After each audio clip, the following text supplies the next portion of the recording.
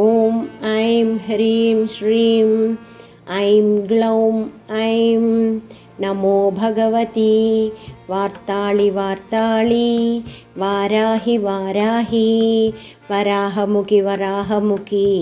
अन्धे अन्धिनि नमः रुन्दे रुन्दिनि नमः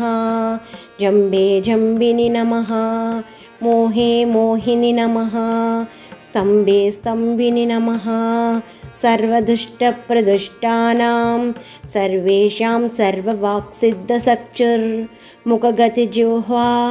स्तम्भनं कुरु कुरु शीघ्रं वश्यं कुरु कुरु ऐं ग्लौं टः टः टः टः हुं अस्त्राय फट् स्वाहा।